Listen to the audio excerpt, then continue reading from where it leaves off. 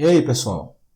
Hoje eu quero falar com vocês a respeito sobre estratégias para capturar a entrada de dados para nesses problemas de Olimpíada de programação, certo? Nos problemas que a gente encontra no URI. Eu sei que tem muita coisa lá que vai precisar de bem mais do que isso, obviamente, mas saber interpretar como os dados serão informados para o seu código é muito importante, porque já tem alguns estilos de código que se adequam muito bem a determinados tipos de entrada de dados, certo? Se o dado entra como uma linha só, se ele repete a entrada várias vezes. Aí eu quero mostrar para vocês hoje boas maneiras de você fazer a entrada de dados, organizar seu código para tratar cada um dos tipos de problema que a gente vai encontrar nas Olimpíadas, certo? O primeiro estilo de entrada de dados é esse aqui, ó, onde eu tenho uma linha de entrada de dados e para essa entrada meu programa tem que calcular a saída. Para testar o programa, o corretor automático ele vai submeter vários valores de entrada de dados e você tem que calcular as saídas para cada um dos valores, sendo que para o programa ele informa um único valor e depois ele executa seu programa novamente, informando outro valor e observando a saída. Depois ele executa novamente o seu programa, informa outro valor e observa a saída. Nesse tipo de problema, você só soluciona seu algoritmo. A parte de tratamento de dados é bem simples, porque ele só vai ter que fazer a leitura e já partir para a solução direta. Como é que você pode fazer para resolver um negócio desse? Minha sugestão não, né? É bem trivial. Se o problema tem uma entrada de ponto flutuante, você vai fazer alguma coisa assim, ó. Sua variável vai ser igual a float de input para este caso específico.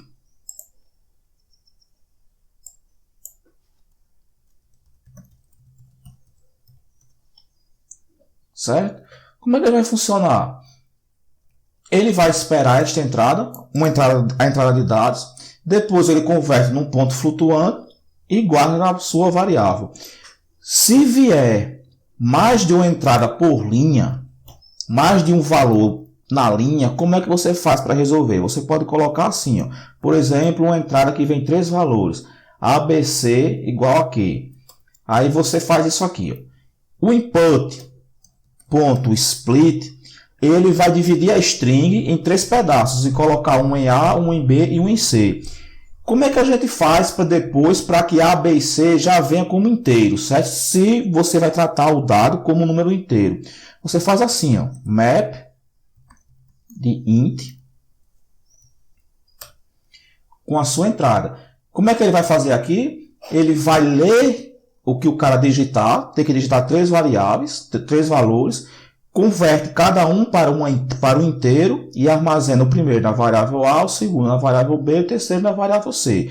Se fosse 3 valores de ponto flutuante, você ia fazer o quê? Ia colocar float dentro aqui no primeiro parâmetro do map. O map vai fazer o quê? Vai iterar por cada um dos valores, convertendo-os para um ponto flutuante e armazenando o primeiro em A, o segundo em B e o terceiro em C, certo? Então, para este tipo de problema aqui, é trivial a entrada de dados. Você tem apenas que ler o valor, converter no tipo, se não for um caractere, se não for uma cadeia de caractere, converter para inteiro, ou ponto flutuante, seja lá o que for. E se a entrada for mais de um valor por linha, você tem que usar um esquema como esse, certo? Um mapeamento para que cada um dos valores que eu vou ler com input, depois dividir com o split, cada um dos valores seja convertido nesse tipo e armazenado nas variáveis. O primeiro valor da linha vai ser armazenado em A, o segundo em B e o terceiro em C, certo? Muito bem. O nosso segundo estilo de entrada de dados é esse aqui, ó, onde um problema com um exemplo clássico é esse problema 1028. Como é que ele funciona? Na primeira linha, eu recebo, meu código é informado ao programa quantas entradas subsequentes virão e depois recebo as 3 linhas correspondentes ao número de entradas subsequentes. Por exemplo, nesse problema aqui, ó, a primeira linha é o número 3. Ele me diz que as próximas 3 linhas serão entradas de dados que deverão ser realmente processados, certo? Nesse primeiro aqui, quantas linhas virão, e aqui nas 3 linhas subsequentes, os valores para cada uma das linhas.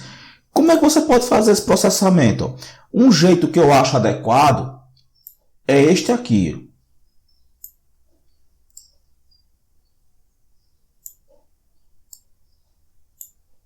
Por exemplo, problema 1028. Você utiliza a primeira linha, faz a leitura, convertendo para inteiro. Depois você usa um comando lá, um comando de repetição for, para repetir o número de iterações informadas aqui na primeira linha. Certo? Se o cara digitar 3, eu leio o valor 3, eu leio com input, converte para inteiro e depois armazenar em vez. Aí com o laço for, eu repito o número de vezes que foi informado na primeira linha. Aí para cada linha vai ter uma nova entrada. Para cada linha, eu vou ter os dados propriamente ditos para o processamento. Como é que eu faço para tratar esses casos? Utilizando esse esquema aqui do Mappel, certo? As variáveis que eu vou utilizar, escrevo separadas por vírgulas, recebe igual, né, map, o tipo a que o dado será convertido e o input.split, certo? Ele vai fazer o quê? Ele vai ler o número de vezes, o número de linhas que foi informado aqui na primeira linha. Já que a primeira coisa que ele faz é ler o número de linhas que virão em seguida. E depois ele lê a primeira linha. E aqui eu faço processamento. Aí ele volta, lê a segunda linha. E eu faço processamento. Aí ele volta, lê a terceira linha. E eu faço o processamento. Como eu informei o número de linhas como sendo 3, ele vai iterar de 0 até 2, que dá 3 também, né? Lendo as linhas e realizando em seguida o processamento, certo? Esse é o segundo esquema de entrada de dados, onde o problema ele informa primeiro quantas linhas de dados virão e depois ele informa cada uma das linhas, onde para cada linha você vai realizando o processamento. O nosso próximo estilo de entrada de dados, um problema exemplo típico dele é esse problema 1212. Nesse estilo aqui, ó, as linhas de dados são informadas até que alguma coisa aconteça. No caso, eu recebo como entrada o valor 00. Diferente do outro problema, do problema anterior, o 1028, esse problema 1212, eu não sei inicialmente quantas vezes eu terei que repetir a operação de processamento dos dados. Eu vou repetir até que um determinado valor de entrada seja informado. A minha sugestão para você é que você use um esquema de processamento da entrada como esse aqui, ó. Certo? Onde na primeira linha eu faço a leitura dos 2 primeiros números,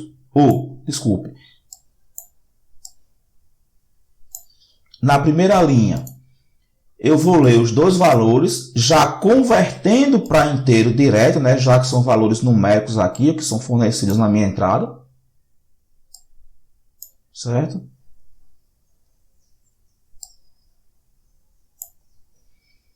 Aí, eu testo se a condição para continuar a repetição é verdadeira, que é o caso de A ou B ser diferente de 0, já que ele deve sair pelo enunciado do problema se A e B forem iguais a 0. Então, se A ou B for diferente de 0, ele vai continuar o laço. Esse esquema aqui é importante porque se o cara digitar 0 e 0 logo na primeira, ele já vai sair aqui direto.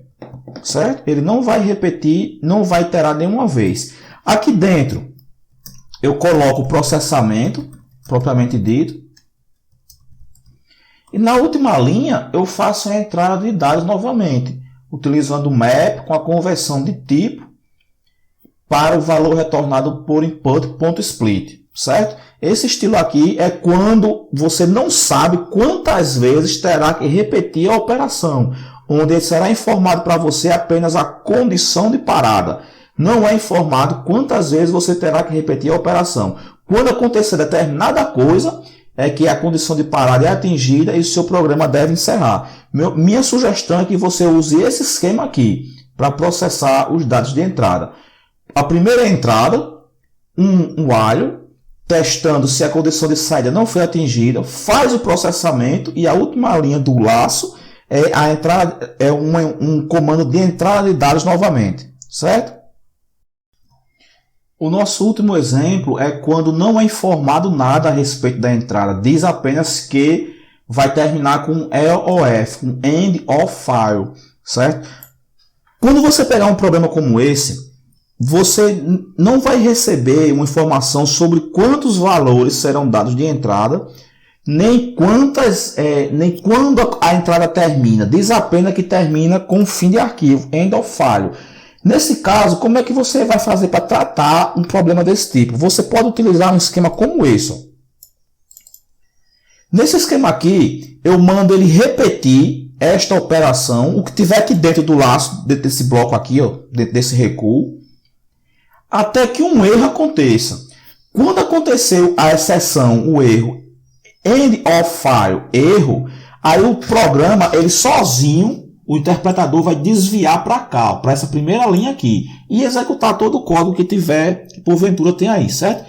Então, como é que você faz, cara, para tratar um problema como esse aqui, ó?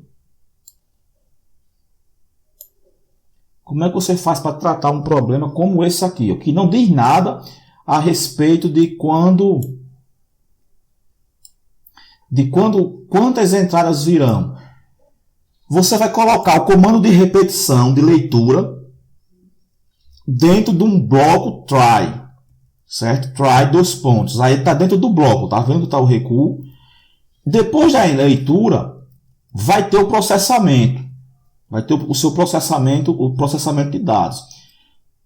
E se der algum erro aqui de leitura de entrada, o interpretador vai desviar sozinho para esta linha aqui, ó, a linha do except. Onde, qual erro ele vai desviar para cá? Se acontecer qual erro? Se acontecer o erro EOF erro. Se acontecer isso aqui, que é o que acontece quando o arquivo acaba, quando o fim de arquivo é alcançado, então o interpretador vai desviar o processamento desta linha para esta linha, para a primeira linha dentro do bloco de exceção, certo? O resto é do mesmo jeito. Depois da entrada, eu tenho o processamento dos dados, onde eu vou calcular a resposta para imprimir.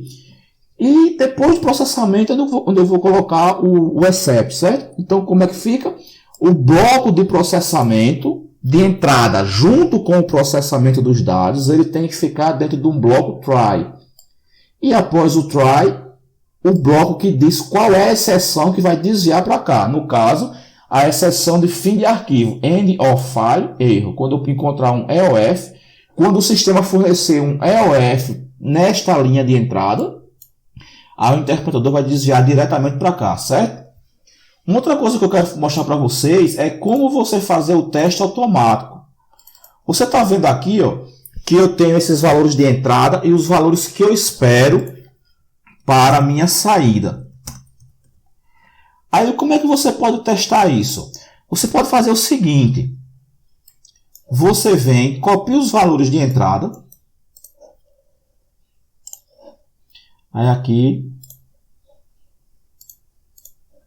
você salva. Aí você vai lá e salva na pasta onde está o seu arquivo Python, certo?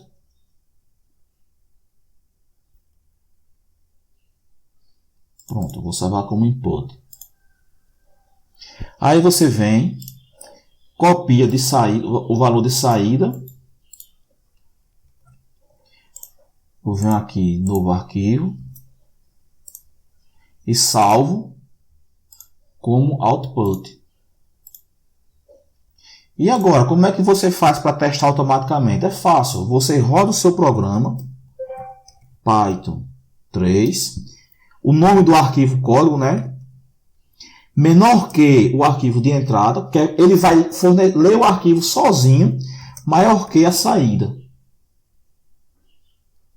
Seu arquivo de saída, eu vou chamar de lout.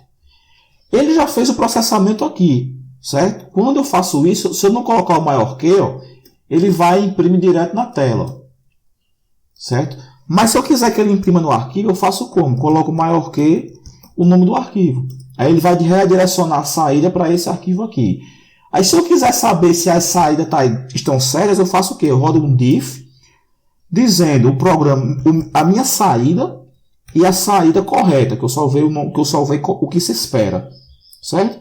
Então aqui, ó, ele deu a diferença. Qual é a diferençazinha? Que faltava um caractere fim de linha no arquivo. Isso aqui é uma besteirazinha aqui. Só faltou eu dar um Enter. Salvar.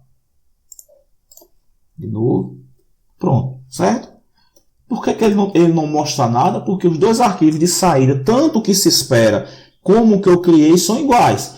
Aí você pode, dessa forma, vir aqui no Debug e conseguir vários arquivos de entrada e saída para você fazer o teste automático.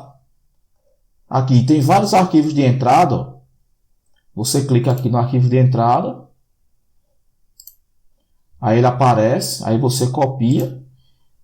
Clica aqui, ele vai mostrar a saída que se espera. E aqui você pode colocar a sua e mandar comparar. Ou então você fazer como eu fiz. Criei os arquivos e rodei no shell direto. Dizendo de entrada e redirecionando a saída, certo? Eu espero que lhe ajude aí. Se tiver alguma dúvida, põe nos comentários. Um abraço, tudo de bom.